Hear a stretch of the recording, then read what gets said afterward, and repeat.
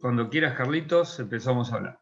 Bueno, está bien, listo, empezamos ahora. Voy a empezar con algo que el doctor del Cerro no quería, pero lo voy a hacer, que es presentándolo un poquito más formal, más allá que es un amigo personal, porque así lo merita. El doctor José Manuel del Cerro es profesor titular por concurso de Derecho Procesal Civil y de la práctica procesal civil imparcial 2 de la Facultad de Derecho de la Universidad Nacional de Mar del Plata. También es integrante del Instituto de Derecho Procesal y hubo 2 o 3 presidentes que siempre eran recurrentes, porque la verdad que mantuvieron vivo el instituto durante muchísimos años, y él es uno de los pilares fundamentales acá en Mar del Plata de lo que es el derecho procesal, un referente en la materia, es autor de libros, artículos relacionados a derecho procesal civil. Y algo que siempre me gustó, y creo que habla de la importancia del expositor, que en todos los congresos que tuve la suerte de participar y estar con él, cada vez que levanta la mano todo se calla. Significa que va a decir algo interesante. Y seguramente que hoy va a decir algo muy interesante en la charla que nos tiene preparado, que es títulos ejecutivos electrónicos, su adecuación al Código Procesal Civil y Comercial para su ejecución. Si se prepara o no la vía ejecutiva, etcétera, todas las apreciaciones personales que seguramente te van a sorprender. Así que, doctor, muchas gracias y comiencen más. Bueno, primero, buenas tardes para todos. La idea de hoy es compartir algunas ideas, más que nada, que no sea una charla doctrinaria, sino algunos problemas que se nos presentan en la actualidad y generalmente que son producto de un desacoplamiento entre, como venimos hablando hace tiempo, entre lo que es la legislación y lo que está pasando en la realidad. Y la realidad económica es terrible porque va a una velocidad que aún es mayor, en búsqueda obviamente de obtener ganancias, ¿no? Y una de esas situaciones, digamos, se van a reflejar dentro de los procesos y los procesos ejecutivos. Si bien la charla habla de títulos ejecutivos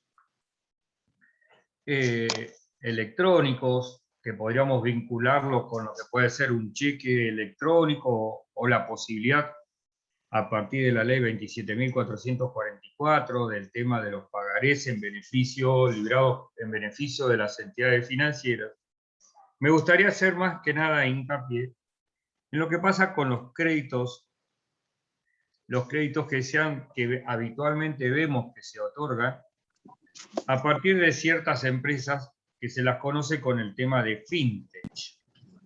Esas empresas fintech, la realidad, son empresas que utilizan la tecnología para el desarrollo de productos financieros que son más accesibles y obviamente dirigidos a diferentes mercados. Hay un ruido ahí que no sé qué puede ser. Alguien que tiene abierto el micrófono, me parece. Recuerden, por favor, de silenciar los micrófonos, así se escucha mejor la disertación. Gracias. ¿Por qué hablo de esto? Porque la realidad es que aparece un sistema de financiamiento que para algunos no lo tienen en cuenta, pero que sí tiene bastante inserción en la realidad y sobre todo en ámbitos que los estamos viendo mucho en Capital Federal, es conocido con el nombre de crowdlending o préstamos peer-to-peer o persona to persona, donde en realidad hay personas que son inversores por un lado y que utilizan la plataforma de internet para colocar su dinero y con ello obtener una renta mediante el otorgamiento de préstamos a otras personas humanas o jurídicas. En este tipo de operaciones que se ofrecen en general al público, estas plataformas son administradas por compañías de tecnología. Estas compañías se dedican a canalizar la relación entre inversores y tomadores de préstamos y obviamente por esa intermediación van a cobrar una comisión. En general, estas compañías lo que hacen es un análisis de riesgo y calidad crediticia de cada tomador de préstamo, como un servicio para que los inversores tomen una decisión. Y a su vez, en caso de incumplimiento, ellos manejan la cobranza de los créditos otorgados. ¿Por qué aparecieron estas compañías? En primer lugar, porque estas compañías lo que van a buscar son personas que no están bancarizadas. ¿Y qué le están ofreciendo? Le están ofreciendo un crédito los 365 días del año, las 24 horas del día, con lo cual este ofrecimiento es muy tentador. Obviamente que en este ofrecimiento que siempre vamos a ver, no todo es gratis, obviamente, ¿no? Porque cuando uno va a buscar a una persona no bancarizada, en general, esto está asociado al riesgo y habitualmente en este tipo de personas el incumplimiento es mayor. Pero eso también tiene como contrapartida que ese tipo de personas va a pagar una tasa de interés más alta. ¿Por qué me estoy refiriendo a esto? Porque de este tipo de personas la vinculación necesariamente no va a ser física, sino que todo va a ser a través de la web. A partir de ahí ustedes seguramente habrán visto en los repertorios de jurisprudencia una compañía que se llama Fluenta S. Esta compañía, fíjense ustedes, yo me he tomado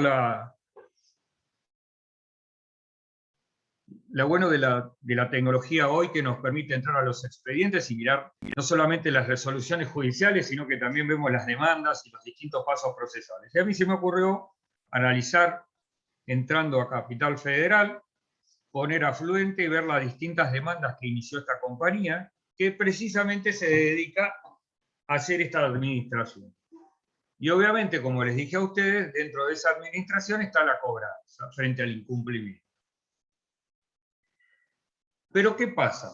¿Cuáles son las situaciones que se dan?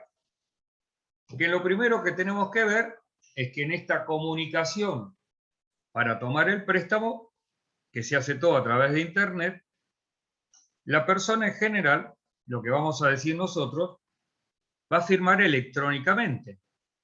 No va a llevar una firma digital. Y en esto ustedes saben muy bien que hay una gran diferencia a partir de la ley de firma digital entre firma digital y firma electrónica.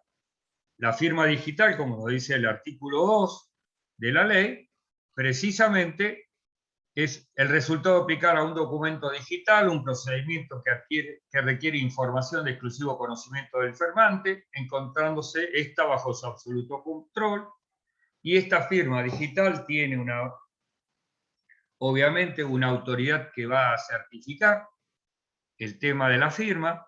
Esta firma digital, ustedes saben muy bien que cada vez que se firma se generan dos claves, una clave privada que es la que va a manejar el firmante y una clave pública que es la que va a utilizarse para validar la firma digital.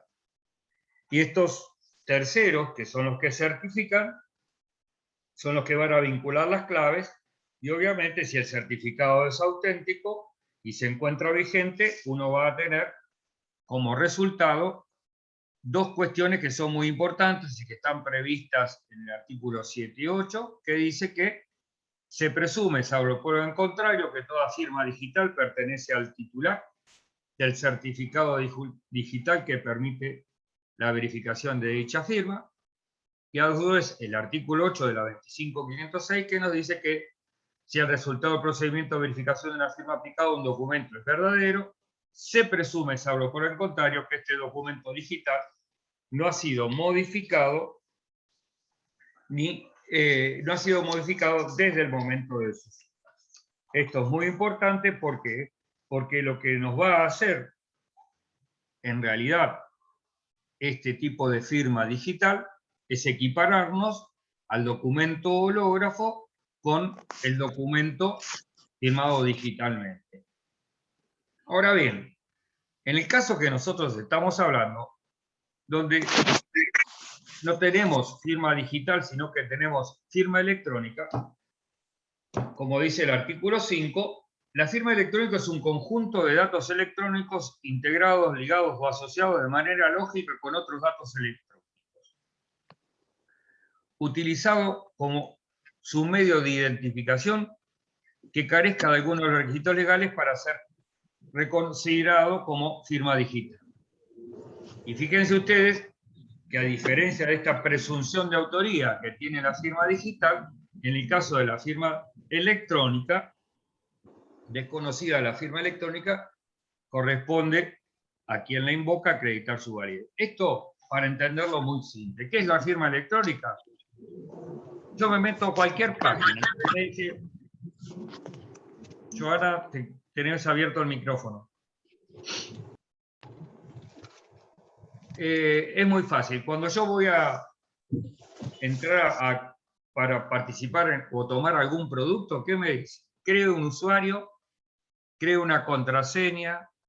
Es decir, yo voy generando en mi comunicación, en mi contratación, digamos, voy tomando una serie de, voy aportando una serie de datos que habitualmente lo hago con todas las páginas, fíjense ustedes. Usuario y contraseña es muy común, ¿verdad?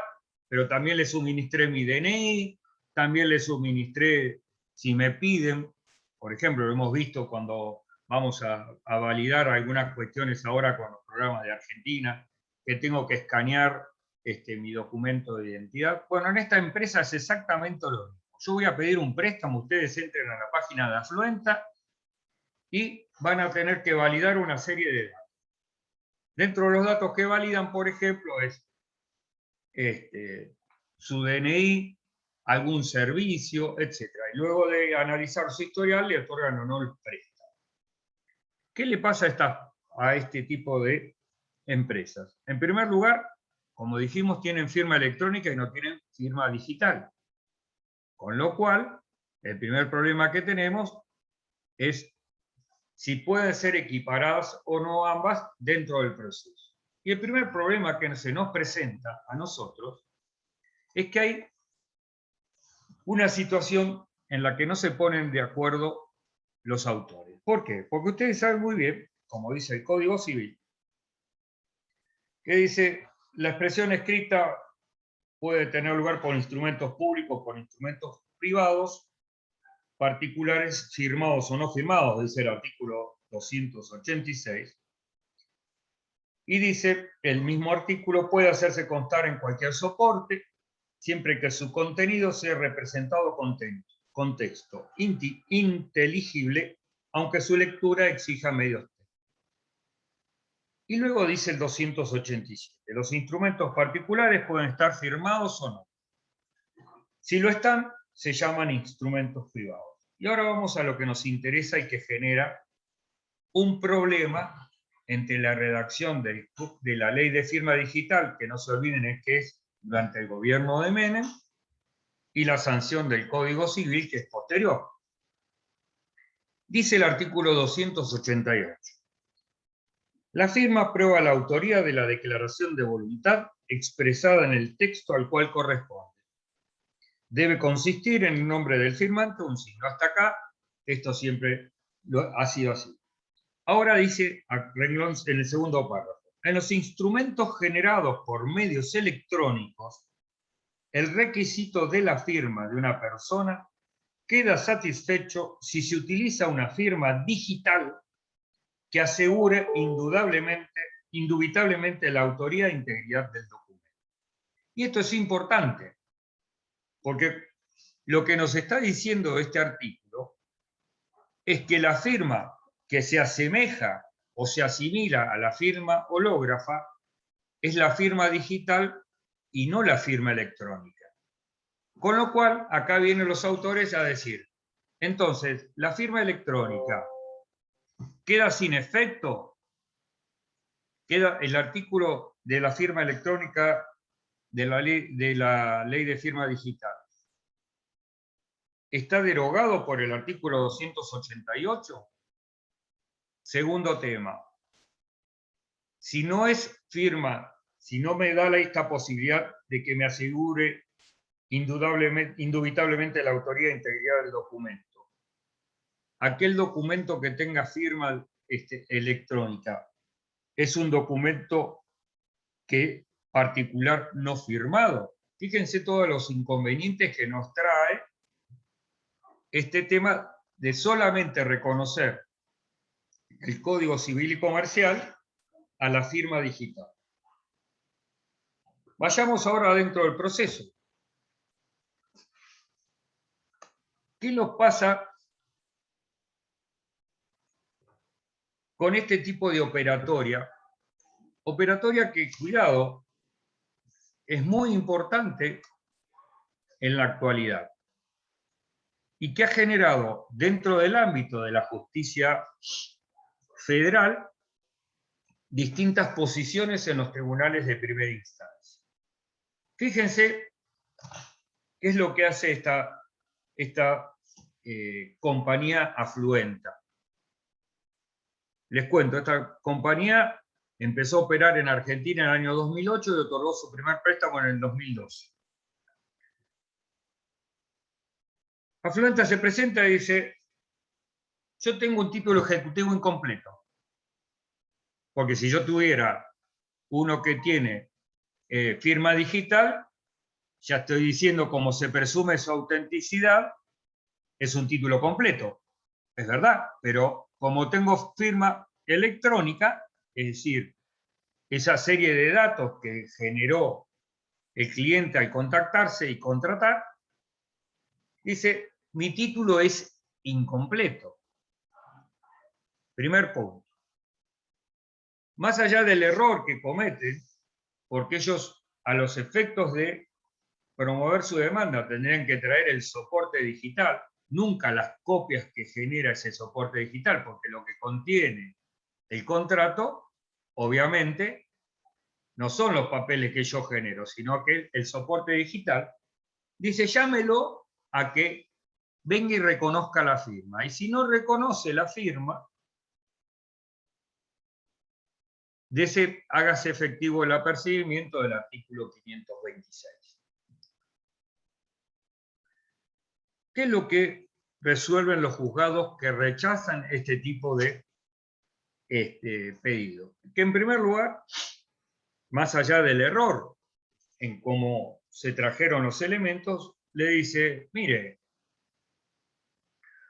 usted me trajo un instrumento que en realidad, y ahí empiezan a hablar de las características de los distintos títulos ejecutivos, aquello de la suficiencia, completividad, autonomía, etc., ¿no? Dice, pero usted me trae un título que en realidad no está previsto dentro de nuestra legislación. ¿Por qué no está previsto? Y por varias razones. Primero, nuestro código es de 1968, es lo que acabamos de decir, ¿no? Son más de 50 años con un código que estaba previsto pensando en el documento como sinónimo de presentación, aquella, digamos, la definición derivante del documento literal y autónomo en cuanto al título ejecutivo, y estaba pensando en la preparación de la vía ejecutiva en la firma hológrafa. Nunca pensó en el documento digital o en el documento electrónico. Primer punto que no está previsto. En segundo lugar, lo voy a traer a reconocer la firma. En realidad, cuando uno se piensa, ¿cómo viene a reconocer la firma alguien que firmó digitalmente? Pensemos, ¿qué le digo? Acá está el soporte digital, usted es el usuario número tanto, no sé, no me imagino, porque en realidad es crear un montón, es otorgar un montón de información para habilitarme la contratación, ¿no? Y en el caso de que comparezca y diga, no es mi firma electrónica, ¿qué pasa? Ellos se anticipan y dicen, bueno, y para el caso de que no desconozca su carácter de la firma electrónica, y acá se abren dos caminos.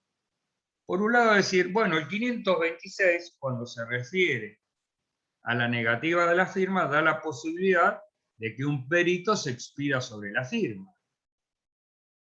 Entonces, en este caso, esa pericial, en vez de ser una prueba pericial caligráfica, vamos a hacer nosotros una pericial informática. Claro, pero acuérdense que es algo muy importante que le dice en uno de los jueces que interviene y le rechaza la ejecución. ¿Pero eso qué es? ¿Una prueba anticipada dentro del proceso ejecutivo? Porque la realidad es que cuando uno piensa en la firma electrónica, va a tener que analizar un montón de elementos, no solamente el tema de lo que puede ser la grafía. Entonces le dice, no, pero eso excede el proceso ejecutivo. La realidad es que estamos pensando en una prueba informática que no está prevista. O la otra posibilidad es, como dejan abierto ya, dice, bueno, y si se niega, la firma, como a mí me corresponde la prueba acerca de la autenticidad de la firma electrónica, voy a ir por el procedimiento de conocimiento. Obviamente también, dentro de los rechazos, dentro de las cuestiones que generan el rechazo, se habla de que generalmente estamos en presencia de cuestiones vinculadas al derecho del consumo, el tema del derecho de información, etcétera, etcétera, etcétera, que nosotros lo hemos visto reiteradamente en los pronunciamientos judiciales, y entonces optan por decirle, mire, todo lo que usted trae tiene que ser canalizado a través de un proceso de conocimiento y no de un proceso ejecutivo. Y la realidad es que, por un lado, digamos, yo creo que tienen razón en cuanto a lo que está pasando un poco cuando uno lee artículos vinculados a estos temas y esta necesidad de los jueces de acompañar a lo que es el avance tecnológico, las distintas situaciones jurídicas, y en este caso vinculadas al otorgamiento de crédito.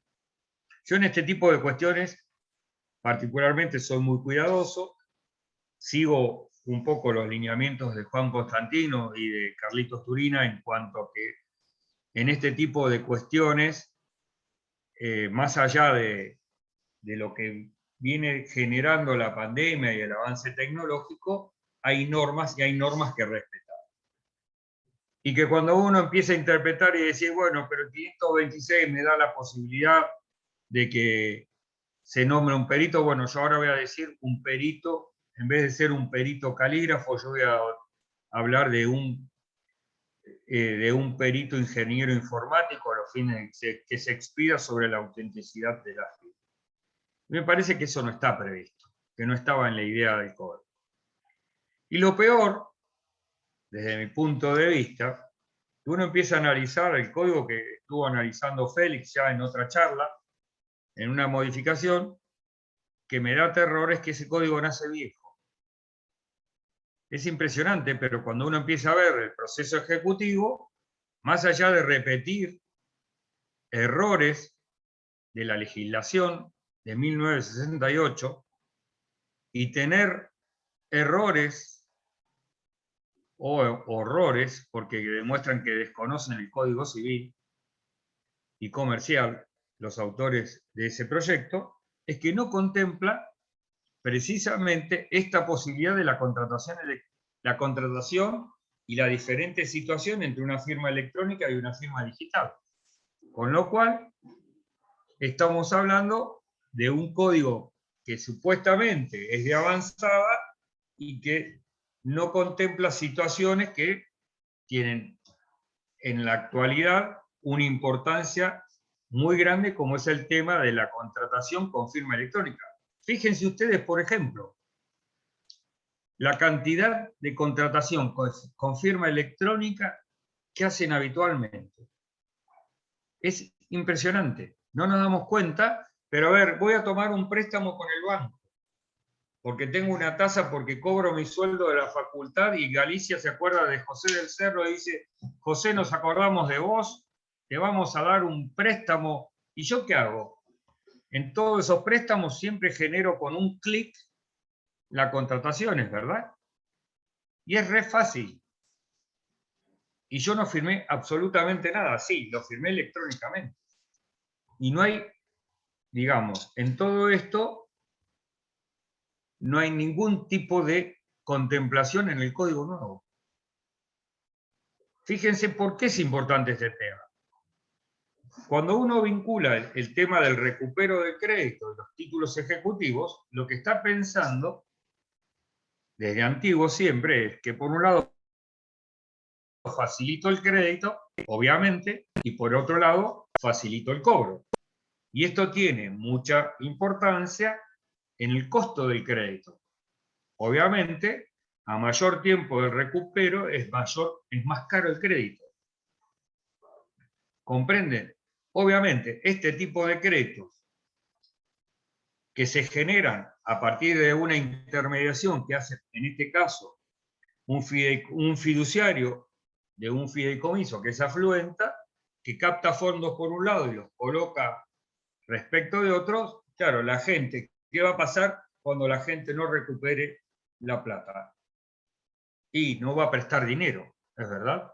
Entonces yo restringo el crédito. Si facilito el recupero, la gente se va a animar a prestar ese dinero de ellos. Entonces, recapitulando un poco lo que quería hablar en el tema del día de la fecha. Nosotros sabemos muy bien que podemos utilizar para la contratación firma digital y firma electrónica. El problema de la firma electrónica es que, en primer lugar, el Código Civil no la reconoce. Porque cuando me habla de la contratación y de los instrumentos generados por medios electrónicos, el requisito, dice, de esos documentos electrónicos queda satisfecho con la firma digital, no con la firma electrónica. Primer punto. Si tengo instrumentos con firma electrónica, desde mi punto de vista, la vía ejecutiva no.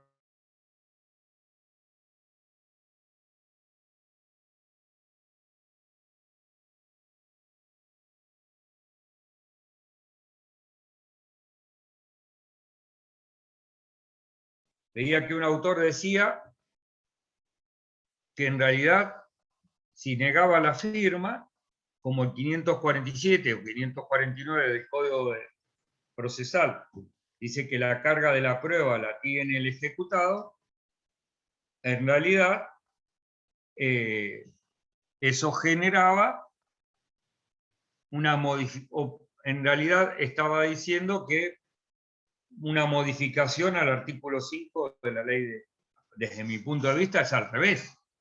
El artículo 5 de la 25.506, si hay una negativa de firma, por más que el Código Procesal establezca un principio contrario, debe estarse a lo que dice la ley de fondo, obviamente. Con lo cual, aquella carga probatoria que estaba en cabeza del ejecutado queda desplazada hacia el ejecutante.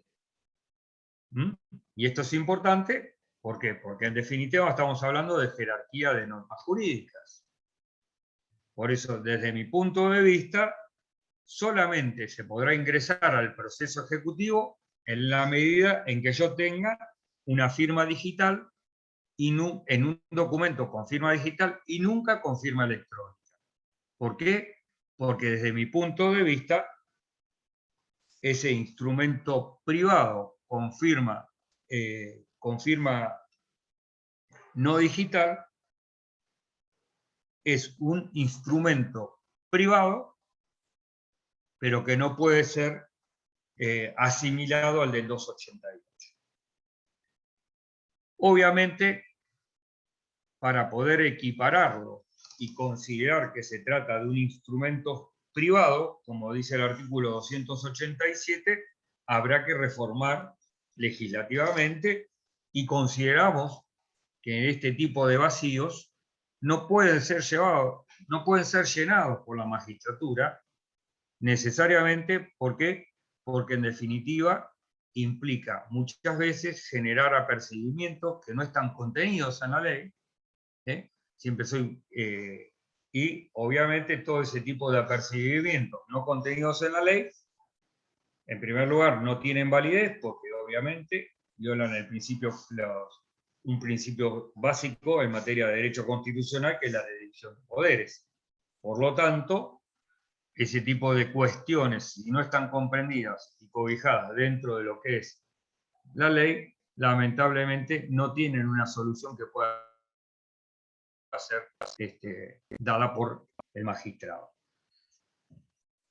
No sé si ese era un poco comentarles el tema de los créditos electrónicos, el tema de los títulos ejecutivos. ¿Por qué no hablo del cheque electrónico? Porque el cheque electrónico en realidad no varía absolutamente nada al cheque físico.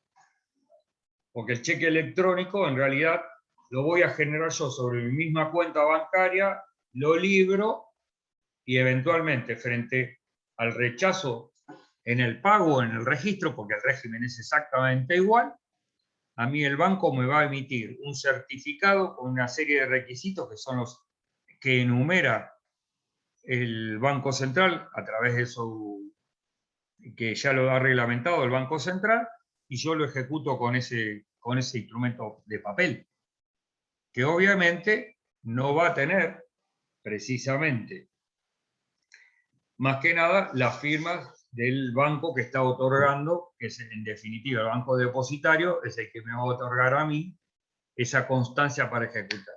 Y no hablo del pagaré electrónico porque en realidad el pagaré electrónico solamente Perdón, funciona... ¿escuchan todos al doctor del Cerro? Sí, sí. Bien. Y no hablo del pagaré electrónico porque en realidad, si bien está previsto para la letra de cambio del pagaré, la modificación en la 27444, en realidad del pagaré electrónico, yo nunca vi una letra de cambio, digamos. La verdad que en 30 y pico de años, 37 años de ejercicio profesional, nunca vi una letra de cambio. Y el pagaré electrónico se da en la posibilidad únicamente de que se emita por el particular en favor de una entidad financiera, con lo cual seguramente tampoco lo vamos a ver. Y serían los pocos instrumentos electrónicos que uno hoy puede llegar a ver dentro de un proceso ejecutivo. Pero sí me interesaba mucho más hablar de estos créditos electrónicos y esta posibilidad que hemos visto de que se pretendan ejecutar a través, considerándolo instrumentos privados suscritos por el grado del 521, inciso segundo, y la imposibilidad de preparar la vía, que ha sido denunciada en muchísimos fallos de Capital Federal. Lo que no hemos visto, y seguramente por una cuestión muchas veces de que el propio acreedor no quiere sentar precedentes, son apelaciones respecto de las resoluciones judiciales que rechazan la ejecución. ¿Por qué? Porque esto, en general, uno lo que ve es que con eso se trata de evitar una jurisprudencia que en definitiva sea tomada a los fines de luego ser citada y provocar una jurisprudencia en determinado sentido. Muchas veces lo vemos en instituciones financieras que prefieren no apelar una determinada resolución para no generar un precedente. Esto es lo que les quería contar más que nada hoy día acerca de los títulos ejecutivos electrónicos y lo que se está dando. Traté de averiguar si en Mar del Plata había algo, no me supieron decir, no lo han visto. No sé, Félix, si vos has tenido algún tipo de presentación de esta naturaleza en el juzgado. Hola José, ¿cómo andas? No, en mi juzgado no, sí sé que hubo en dos juzgados, uno en la doctora Tonto de Besone y si no recuerdo mal, otra el doctor Almenta. Pero porque planteaban el tema de la validez, como vos decías, y qué formalidad o qué proceso le iban a dar, y básicamente lo interpretaron como un título más. Entonces no hubo ninguna cuestión anómala o rara que de los trámites normales que hayan existido, pero a mí particularmente todavía no me ha caído en el juzgado donde estoy. ¿Pero lo tomaron como un título ejecutivo ellos? Sí, eso es lo que tengo entendido por la referencia de lo que escuché yo en las comunicaciones que hemos tenido con los jueces. ¿Y Pero cómo hacen ellos? básicamente, Pero ¿cómo sí, ellos lo toman? Porque si uno, precisamente en esta diferenciación que hace entre firma digital y firma electrónica, primero, sí, ¿qué justamente soporte llevaron ellos? ahí escuchaba justamente lo que me decía, la diferenciación. Básicamente yo no lo analicé porque no me metí en el proceso en cada uno de los juzgados, la verdad que no lo he visto, porque lo que empezaron a discutir es justamente si hay algún antecedente en cámara, que es donde uno se apoya para ver si tenemos alguna referencia. En cámara todavía no llegó nada. ¿Por qué? Porque no hubo contradictorio. Entonces, al no haber contradictorio, no llega a cámara, porque, como decís vos, José, al no haber apelación, no podemos tener ningún antecedente. Entonces, lo han interpretado como un título más, sin hacer, para mí, sin hacer la diferenciación, y reconozco que para mí existe una diferencia entre lo que es firma digital y firma electrónica. Estoy totalmente de acuerdo porque para mí hay una diferenciación y me ha tocado hablarlo muchas veces cuando empezamos a lo que es la firma digital y firma electrónica en la justicia, y hay una diferencia bien explicada por vos. Entonces, creo que ahí es donde no se hace esa diferenciación. O sea, a mí me preocupa porque muchas veces, en general, uno confunde lo que un poco, viendo un poco del llamado a la atención del juez en Capital Federal, ya les voy a decir, la sentencia esta que bajé yo es del Juzgado No Comercial 23, Secretaría 46, y el juez es Fernando Penaca, es un juez subrogante. La realidad es que a mí lo que me preocupa de todo esto es cómo, primero, la confusión. Es decir, yo te traigo el soporte digital, supongamos que yo traiga un disquete donde está toda la contratación. Porque la contratación es, no se olviden que hay algo que es muy importante. En la contratación, una vez que yo valido todo esto, mi pedido, a ver, primero me identifico, construyo el usuario, contraseña, muestro mi documento, muestro mis servicios, etcétera, hago mi petición del préstamo. ¿Es verdad? Entonces, en este caso, Afluenta me analiza, analizar seguramente es, a ver, el domicilio a ver si que figura en la factura y después que no esté en el veraz. Me imagino porque este tipo de cuestiones requieren rapidez, ¿no? Y a partir de ahí les otorgo el crédito. No se olviden que en el tema del crédito de consumo yo tengo que esperar 10 días, porque yo tengo la posibilidad de la contratación que es a distancia, de arrepentirme y anular la operación, como dice el Código Civil, porque yo tengo 10 días para arrepentirme en materia de contrato de consumo. Con lo cual, recién ahí yo, si no se arrepiente en la contratación, yo le voy a transferir el dinero. Transferir el dinero, cuidado, cuando yo en este tipo de créditos yo puedo decirle, Félix, vos tenés cuenta corriente, sí, dame tu número de cuenta corriente, tu CBU, te la transfiero. Pero si le pedí a Camila, Camila, vos no tenés cuenta corriente, no, bueno, te lo voy a transferir a Mercado Pago. Es decir, no es que yo voy a recibir el dinero, me lo van a transferir bancariamente en un montón de posibilidades, o te la voy a transferir a Pago Fácil para que vos vayas a Pago Fácil y la recibas. ¿Comprenden? Es decir, la forma de celebrar el contrato es muy particular.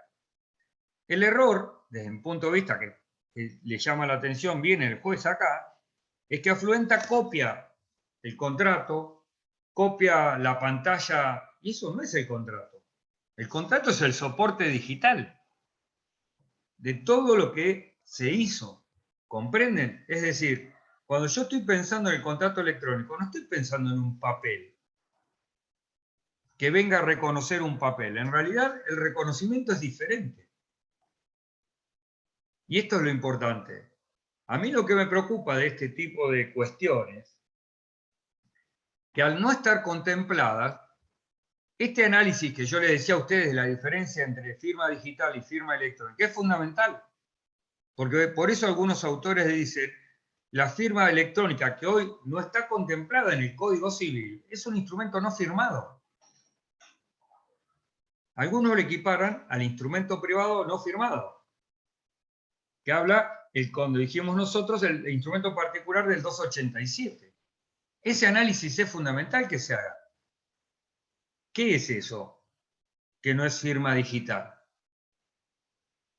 Podemos hablar de validación, podemos hablar de consentimiento. A ver, ¿se genera consentimiento? Sí. Se generan un montón de cuestiones, pero la realidad es, ¿firma o no es firma? Primero y principal tenemos que analizar eso. ¿Sigue vigente el concepto de firma electrónica a partir de la sanción del Código Civil y Comercial o no existe para el Código Civil y Comercial? Que esto es fundamental. Cuando uno ve la ley 27444, fíjense ustedes que modifica, fíjense ustedes, me modifica la ley de tarjeta de crédito dentro de todas las modificaciones, ¿no? Cuando me habla de el inciso K del artículo 6, que me está hablando del contenido del contrato, me dice, la firma del titular y del personal apoderado de la empresa emisora. Si el instrumento fue generado por medios electrónicos, el requisito de la firma quedará satisfecho si se utiliza cualquier método que asegure indubitablemente la exteriorización de la voluntad de las partes y la integridad del instrumento. Cuando yo comparo este texto y voy al Código Civil, no me queda más que la única firma que me asegura indubitablemente la exteriorización de la voluntad y la integridad del instrumento es la firma digital, nunca la firma electrónica. Vean lo que dice, sino precisamente los artículos 7 y 8. Cuando veo, por ejemplo, el tema en materia de Decreto Ley 5965, cuando me habla y dice, modificamos el artículo 8 en materia de, el inciso 8 del artículo 1, y en materia de letra de cambio me dice lo mismo. El requisito de la firma quedará satisfecho si utiliza cualquier medio que asegure indubitablemente la exteriorización de voluntad. Voy a la parte del pagaré, o al aval, artículo 14 me dice lo mismo. Voy a la parte del pagaré, me dice exactamente lo mismo. Entonces, ¿cuál es el requisito de la firma que quedará satisfecho? Utiliza cualquier método que asegure indubitablemente la exteriorización y la integridad del instrumento. Y no es otro que el que me dice el artículo 7 y 8. Se presume, salvo por el contrario, que toda firma digital pertenece al titular del certificado digital que permite verificar la firma. Artículo 8, presunción de integridad. Si el resultado del procedimiento de verificación de la firma aplicado al documento es verdadero, se presume que es el tema de la presunción de integridad, que este documento digital no ha sido modificado. La única firma que me puede garantizar la veracidad y la integridad del documento es la digital. Entonces, Félix, a eso es lo que a mí me preocupa.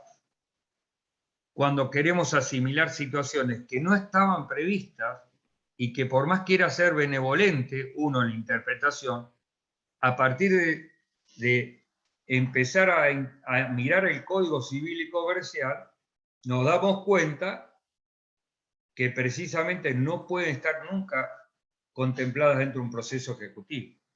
Sería muy bueno, Félix, si podemos conseguir las dos causas como para que uno pueda analizar a ver de qué se trataba, si era alguna de estas empresas, sí. Para ver. Sí, porque ahora estoy recordando, ¿no? Sí, ahora estoy recordando que uno también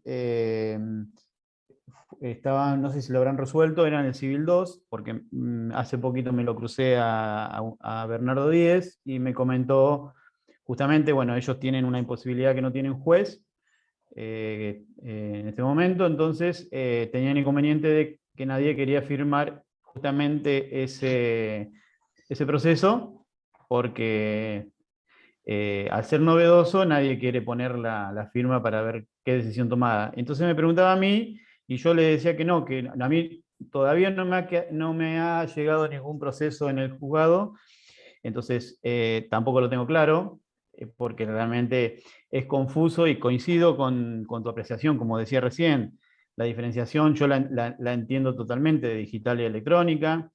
al primer momento pensaba, digo, bueno, la prueba pericial informática, pero como decís vos, yo tampoco, ¿hasta dónde me da validez para yo poder ordenarla, ¿no? Que es lo que vos decías hace un ratito. Y hacía referencia a algo, el anteproyecto, en el cual estamos participando con Bernardo, y sí, se hizo hincapié de que hay artículos que parece que no los tocaron y como decías vos, el código van a ser viejo si no se modifica. Coincido con vos, José. Y se hizo un planteo como para estudiar justamente, porque una pregunta que me hicieron a mí en la charla que di anteriormente del anteproyecto era, ¿qué pasa con los títulos ejecutivos? Justamente, que no estaban previstos en el anteproyecto. Los títulos electrónicos, perdón. Y bueno, hay planteos de hacer reuniones, no sé si van a llegar a este año o los primeros meses del año que viene, porque no va a llevar mucho más tiempo esto de hacer la presentación del anteproyecto, donde justamente se va a analizar de estos títulos nuevos que no están previstos en este código vigente viejo, vetusto, de hace 30 años. No, obviamente, más allá de que justamente este código sigue repitiendo Sí. defectos en materia de proceso ejecutivo del anteproyecto que se había preparado, donde estaban también varios de los procesalistas que uno conoce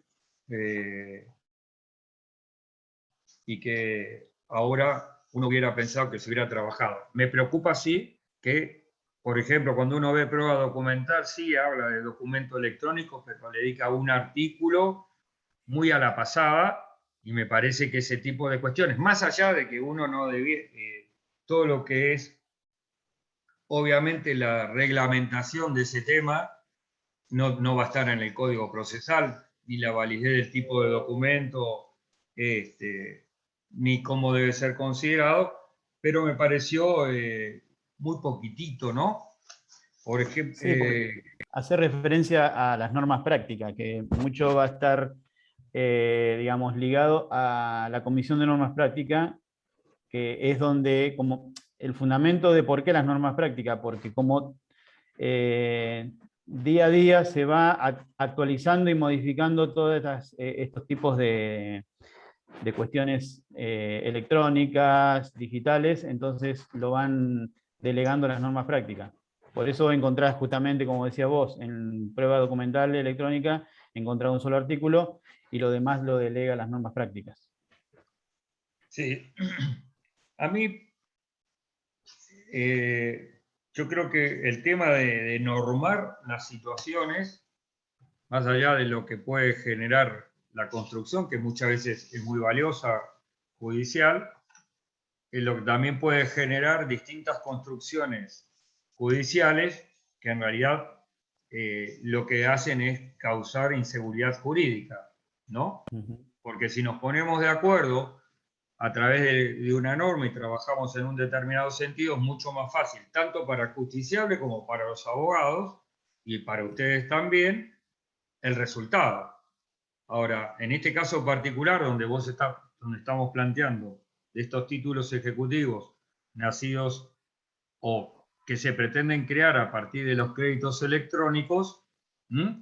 Que tienen digamos, muchos le reconocen una función, sí, pero en general este tipo de cuestiones a mí no me gustan porque como son gente que no estaba bancarizada, el precio que pagan por obtener el préstamo generalmente es mucho mayor al de una institución financiera, ¿no? Pero bueno, son ideas que uno tiene en la cabeza y que en general le preocupan, obviamente, ¿no? Bien. ¿Algunos quieren hacerle alguna pregunta al doctor de Cerro, o vía chat, o directamente activa el micrófono?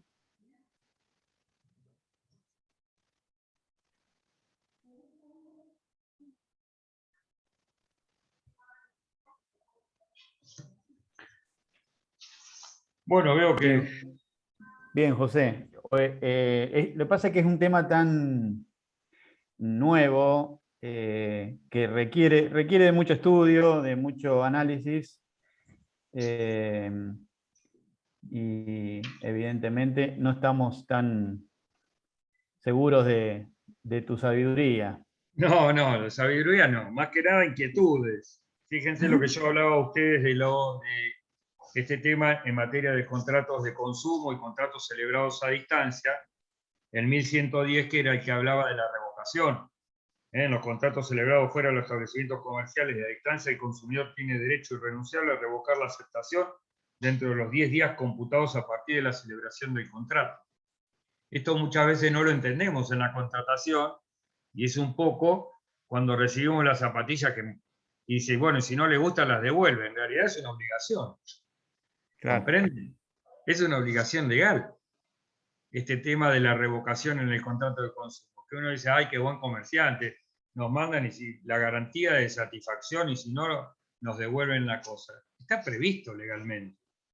¿Comprenden? No es que el comerciante es mejor o peor. ¿Mm?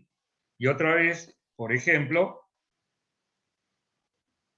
el 1106, cuando habla de la utilización de medios electrónicos, siempre que en este código o en leyes especiales se exija que el contrato conste por escrito, este requisito se debe entender satisfecho si el contrato con el consumidor o usuario contiene un soporte electrónico u otra tecnología similar. Fíjense que era lo que decíamos, si yo contraté electrónicamente, yo puedo perfectamente, lo que debo hacer es llevar ese soporte, porque hay una equiparación entre el documento que uno piensa siempre en el papel con el documento electrónico. Y lo que yo aporto a la causa es el documento electrónico, el soporte electrónico que contiene el documento. ¿Mm? Fíjense los contratos celebrados a distancia en el 1105, es decir, hay un montón de normas. El código en ese sentido está claro que incorpora al documento electrónico, pero también está claro que no me habla en ningún momento de firma electrónica. Y que cuando habla de firma, la única firma que me habla, acuérdense siempre, de autoría y de integridad del documento, es la firma digital, nunca la electrónica. ¿Mm? Y a esa le da relevancia jurídica. Por eso siempre José, habla de firma digital.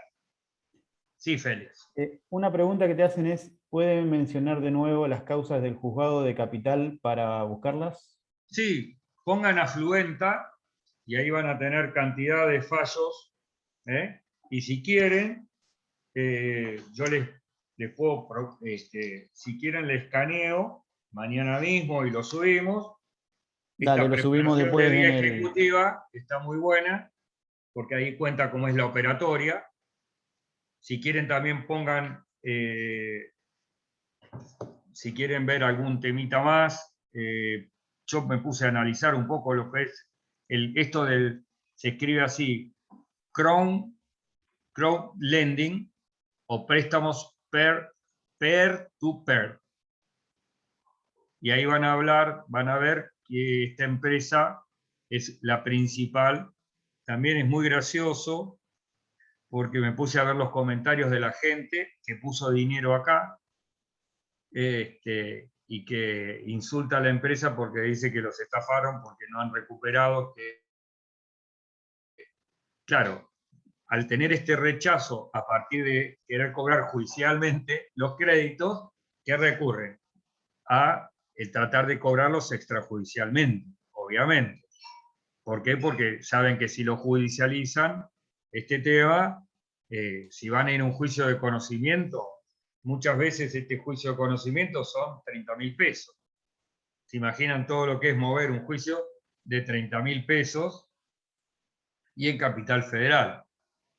Con lo cual, la gente no está muy conforme a la que puso la plata ahí en Afluenta. ¿Mm? Pero mírenlo, yo me comprometo mañana mismo a escanear la demanda y la resolución de primera instancia y si quieren también, le voy a mandar a Carlitos Turina. Dale, así lo publicamos Así, en la página del instituto, José. claro, como Porque, para que vean cómo es los comentarios o que puedan leer acerca de este tipo de operatoria es muy interesante porque además, cuando uno lo ve, lo empieza a mirar, es hacia dónde se va. El tema de la contratación electrónica significa menos personas.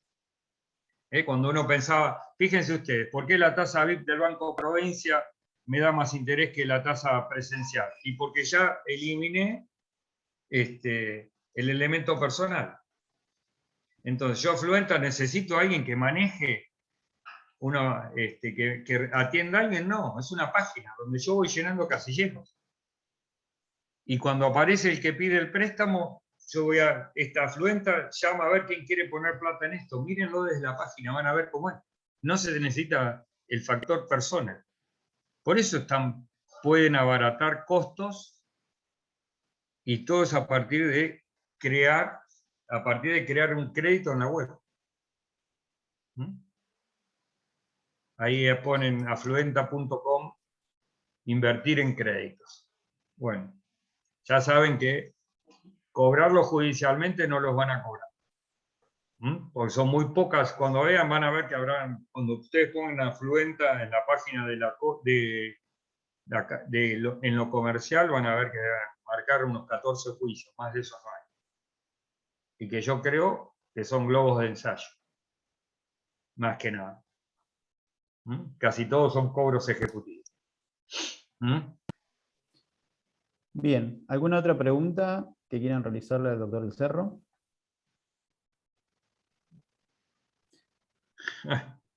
Bien, José, muchas gracias.